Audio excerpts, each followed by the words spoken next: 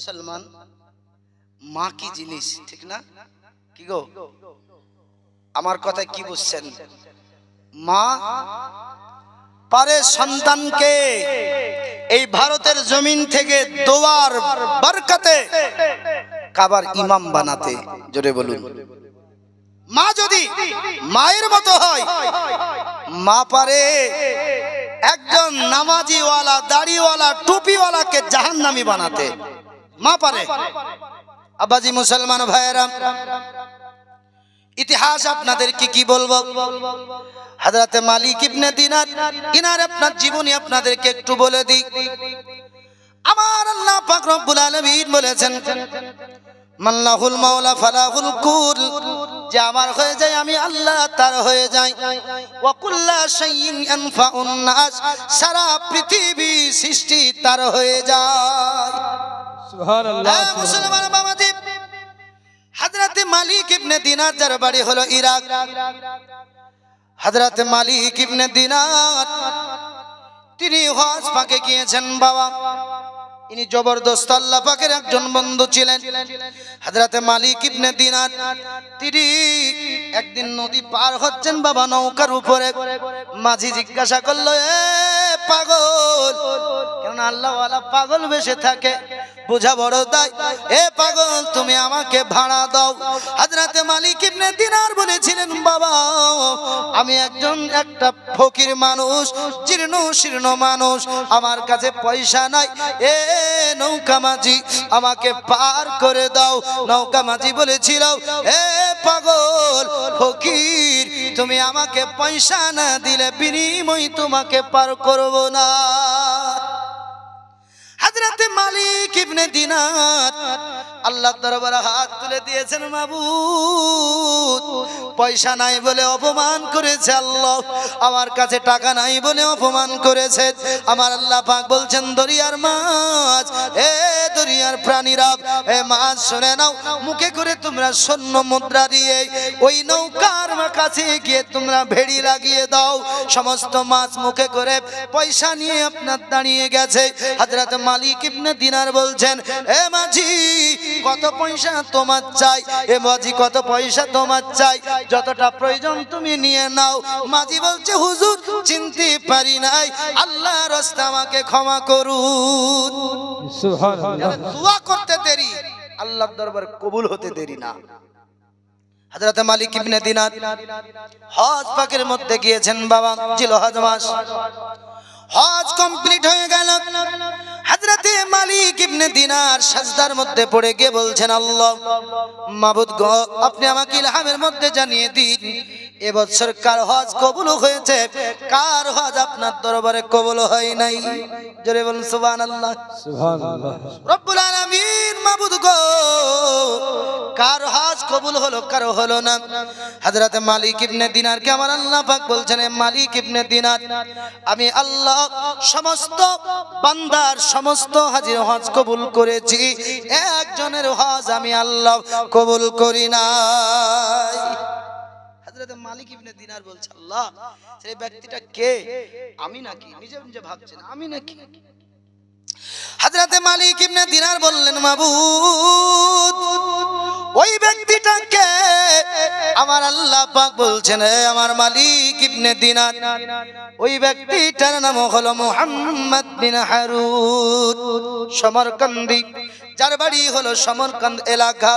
ওগো মালিক ইবনে দিনার, ওই ব্যক্তির আমি আল্লাহ হজ কবুল করি নাই। আল্লাহ গো কেন, কি বা তার অপরাধ? আমার আল্লাহ পাক বলছেন, মালিক ইবনে দিনার গো, আমি আল্লাহ পাক তার হজ কবুল করি নাই। ওই বান্দা রাত্রে, সারা রাত্রে মাকাম ইব্রাহিমের পাশে দাঁড়িয়ে দাঁড়িয়ে তাহাজ্জুদের নামাজ পড়ে, সারা রাত্রি নফল ইবাদত করে, সারা দিন রোজা অবস্থায় থাকে, সারা দিন আমাকে আল্লাহ আল্লাহ আল্লাহর জিকির করে, নামাজে রত থাকে। হযরত মালিক ইবনে দিনার বললেন, মাবুদ গো, তারপরেও কেন আপনার বান্দার হজ কবুল করলেন না? আয় আল্লাহ ওই ব্যক্তিটা কোথায়, আমি একবার দেখতে চাই। আমার আল্লাহ পাক বললেন, এ মালিক ইবনে দিনার, যদি দেখতে চাও চলে যাও মক্কার একটু পাশে, এমন করে পরবর্তী আপনার জায়গাটা মরুভূমি এলাকা, গাছের নিচে আল্লাহ আল্লাহ করছে সেজদায় পড়ে। ওই ব্যক্তিটার নাম হলো মুহাম্মদ বিন হারুন, যার বাড়ি হলো সমরকন্দ। আমি আল্লাহ পাক তার জীবনে কোনোদিন হজ কবুল করি নাই। এ মুসলমান বাবাজি, আশা জেগে গেল। হযরত মালিক ইবনে দিনার তিনি গুটি গুটি গুটি গুটি পায় মক্কার মানুষকে জিজ্ঞাসা করলেন, বাবারা, এমন করে একজন ব্যক্তি সারা রাত্রি মাকাম ইব্রাহিম খানায় কাবার পাশে আল্লাহর ইবাদত গুজার বান্দব, সারা দিন রোজা করে, সারা দিন আল্লাহর ইবাদতে মশগুল থাকে, ওই ব্যক্তিটার নাম হলো মালিক আপনার মুহাম্মদ বিন হারুন। ওই আর বাড়ি হলো সমরকন্দ। ওগো বলো বলো কোথায় পাওয়া যাবে? তারা বলেছিল, ওগো মালিক ইবনে দিনার, চলে যান আপনি একটু নিরালাই নির্জনাতে মরুভূমি এলাকা গাছতলাতে বসে আল্লাহ আল্লাহ আল্লাহ করতেছে। হযরত মালিক ইবনে দিনার তিনি গুটি গুটি গুটি গুটি পান ওই মুহাম্মদ বিন হারুনের কাছে পৌঁছে গেল। ডাক দিয়ে বলছে, আসসালামু আলাইকুম। মুহাম্মদ বিন হারুন ডাক দিয়ে বলছেন, হে মালিক ইবনে দিনার, কি হিসাবে আপনি আমার কাছে এসেছেন? কেন, কি ব্যাপারে আপনি এলেন? হযরত মালিক ইবনে দিনার ডাক দিয়ে বলেছিলেন, হে মুহাম্মদ বিন হারুন, তোমাকে একটা দুঃখের সংবাদ দিতে এসেছি। বলে, হুজুর কি? বলে, এবছর আমার আল্লাহ পাক রব্বুল আলামিন সবার হজ কবুল করেছেন, কিন্তু একজনের হজ কবুল করেন নাই, সেটা তুমি মুহাম্মদ বিন হারুন। সেটাকে তুমি মুহাম্মদ বিন হারুন। মুহাম্মদ বিন হারুন ডাকতে বললেন, হুজুর, এটা তো পুরানো কথা, এটা নতুন কোনো ইতিহাস নয়। বলে, কেমন? বলে, এক নয় দুই নয়, 40 বছর ধরে প্রতি বছর হজ শেষ হলে একজন আল্লাহর প্রেমিক এসে আমাকে খবর দিয়ে যায়, মুহাম্মদ বিন হারুন, আমার আল্লাহ সবার হজ কবুল করেছে, একজনের কবুল করেনি, সেটা তুমি মুহাম্মদ বিন হারুন। হযরত মালিক ইবনে দিনার তিনি আরো একটু ভাবনা চিন্তায় পড়লেন যে কাবার পাশে নামাজ কি গো, এত বড় আবিদ ব্যক্তি সারাদিন রোজা অবস্থায় আল্লাহর ইবাদত করে, সারা রাত্রি নফল ইবাদত, আবার 40 বছর বিগত 40 বছর হজ করছে, আল্লাহ কবুল করেনি, কারণটা কি? এই যে জালসা হচ্ছে বাপ, মাইক টাঙানো হলো, সব ঠিক আছে, মাইক ম্যান হ্যালো বলছে, চলে না। এটা আশ্চর্যের ব্যাপার না? নেগেটিভ পজিটিভ সব ঠিক করলাম, কিন্তু এখন চালাতে গিয়ে চলছে না, কারণটা কি? হযরত মালিক ইবনে দিনার বলছেন, আল্লাহ, তোমার বান্দা 40 বছর ধরে হজ করছে, কিন্তু হজ কেন কবুল হয় না? হযরত মালিক ইবনে দিনার বললেন, এ মুহাম্মদ বিন হারুন, কারণটা কি? এ মালিক, এ মুহাম্মদ বিন হারুন, কারণটা কি? হজ কেন কবুল হয় না? বলে, হুজুর, আমি জীবনে এমন ভুল কাজ করেছি, আবার জীবনে আল্লাহ ক্ষমা করে নাই। কি ভুল করেছো? হুজুর, আমি এই হাত দিয়ে আমার মাকে মারতে মারতে আগুনে জ্বালিয়ে ফেলেছি, আমার মাকে আমি মার্ডার করেছি, আমি একজন আসামি। দুনিয়ার আদালতে তার বিচার হলে ফাঁসি, আমি আল্লাহর আদালতে ফেসে গিয়েছি।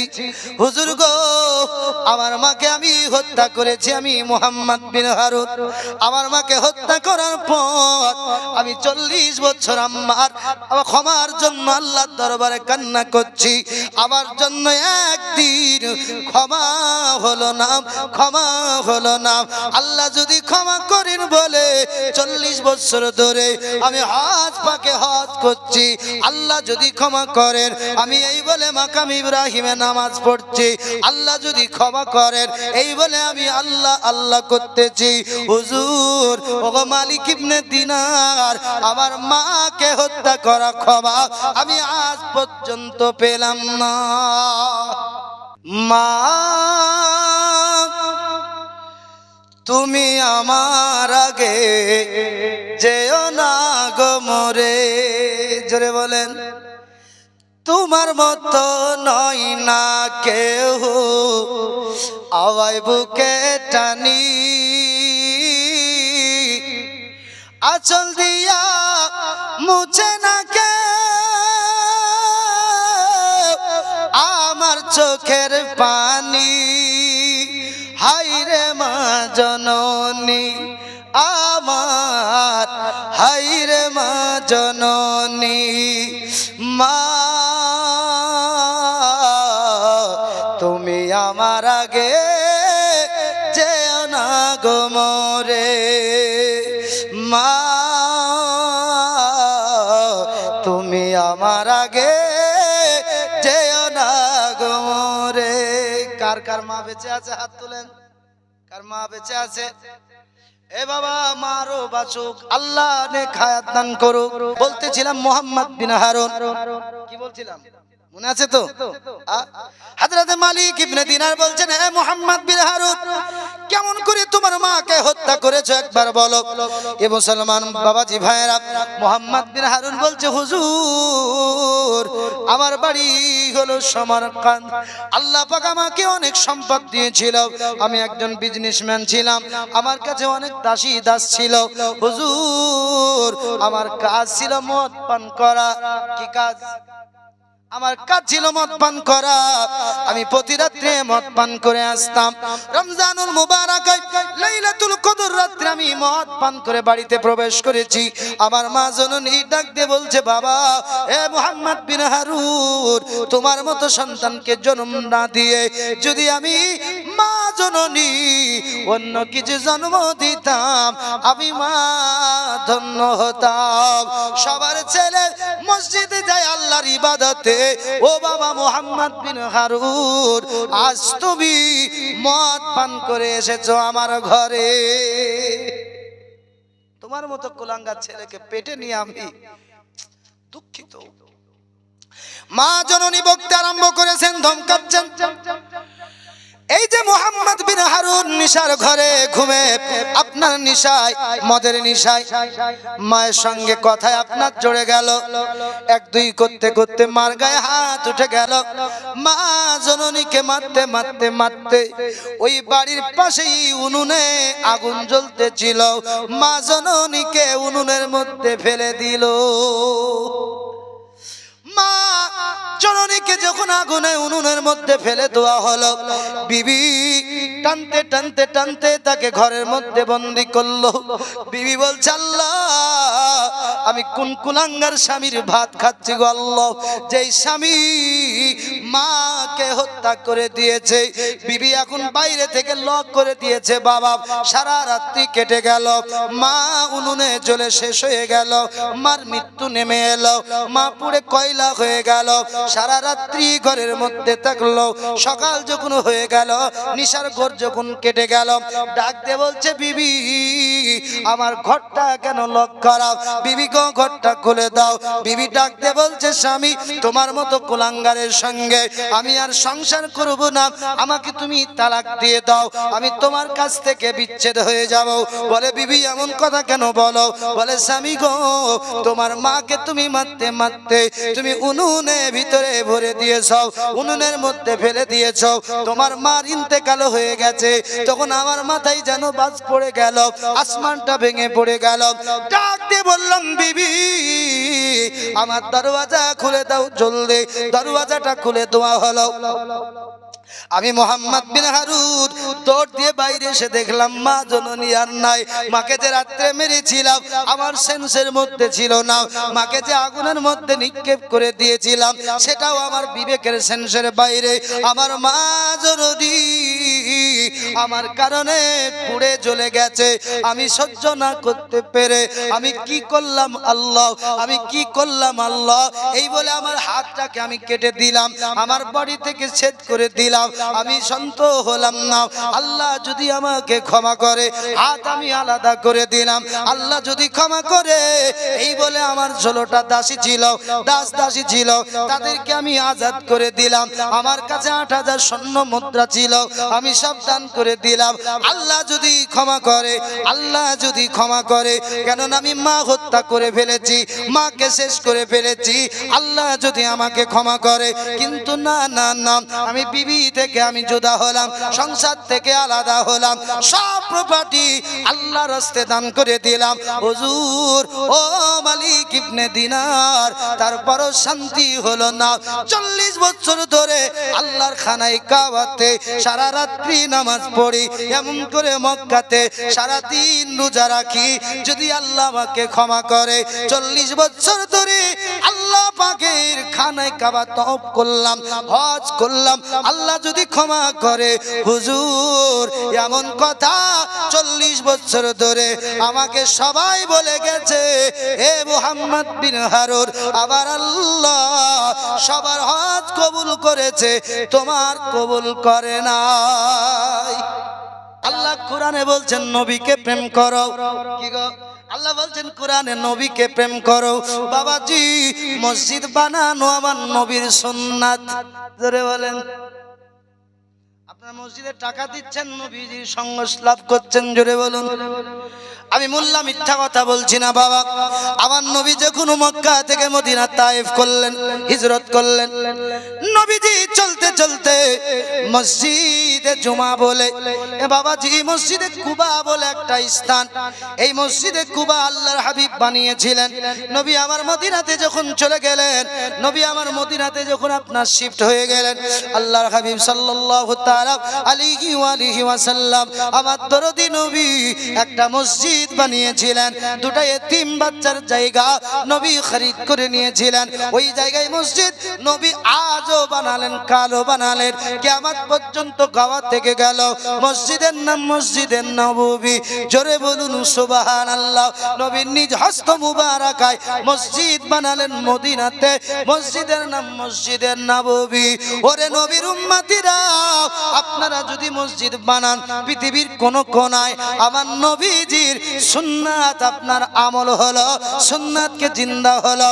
আমার নবী বলেছেন, যারা আমি নবীর সুন্নাতকে জিন্দা করলো, আমি নবীজি তাদেরকে না নিয়া জান্নাতে যাব না। আমার নবী বলেছেন, তারা এমন কি সুন্নাত যারা জিন্দা করলো, আল্লাহর হাবিব বলেছেন তারা যখন ইন্তেকাল করবে, আমার আল্লাহ পাক 100টা শহীদের দরওয়াজা দান করবে। জোরে বলুন সুবহানাল্লাহ। আমার নবীজির যদি প্রেম করেন, নবীকে যদি ভালোবাসেন, নবীর সঙ্গে যদি উলফাত করেন, বাবারা নবীর প্রেমে কে আছেন 5000 টাকা করে 5 জন ব্যক্তি হবে না?